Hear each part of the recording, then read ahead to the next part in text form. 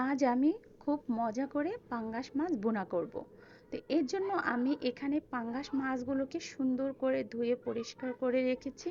তো মাছগুলোকে আমি হলুদ লবণ মরিচ মেখে রেখেছিলাম। এরপর আমি এখানে কড়াইতে তেলের মধ্যে মাছগুলোকে সুন্দর করে উল্টিয়ে পাল্টিয়ে ভেজে নেব।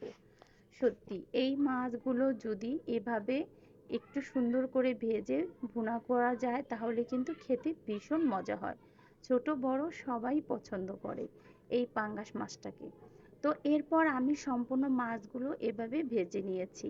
এখন আমি মাছগুলোকে তুলে রেখে এখানে তেলের মধ্যে দিয়ে দিয়েছি পেঁয়াজ কুচি, পেঁয়াজটাকে একটু ভেজে নিয়েছি। এরপর দিয়ে দিয়েছি লবণ, দিয়ে দিয়েছি 3 চামচ পেঁয়াজ বাটা, রসুন বাটা আধা চামচ, আদা বাটা আধা চামচ, জিরা বাটা আধা চামচ, দিয়ে দিয়েছি 2 চামচ মরিচের গুঁড়ো, দিয়ে দিয়েছি 1 চামচ হলুদ গুঁড়ো। এরপর আমি মশলাটাকে একটু ভালো করে নেড়েচেড়ে দিয়েছি।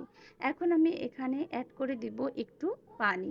পানিটা দিয়ে মশলাটা সুন্দর করে কষিয়ে নেব। তো মশলাটা কষানো সম্পূর্ণ শেষ, তেলটা উপরে চলে আসছে। এরপর আমি সব মাছগুলো এক এক করে দিয়ে এখানে ঝোলের জন্য অ্যাড করে দিব পানি।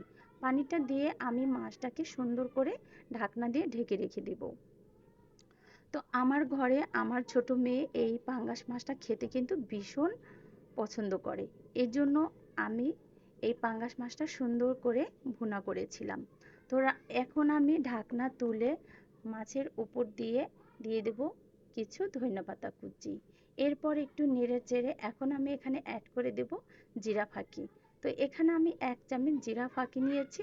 এখন আমি ভাজা জিরা ফাঁকিটাকে ওপর দিয়ে দিয়ে দিয়েছি। সত্যি অসাধারণ একটি রেসিপি। ভালো লাগলে অবশ্যই লাইক কমেন্ট শেয়ার করতে ভুলবেন না নিত্য নতুন রেসিপি পাওয়ার জন্য।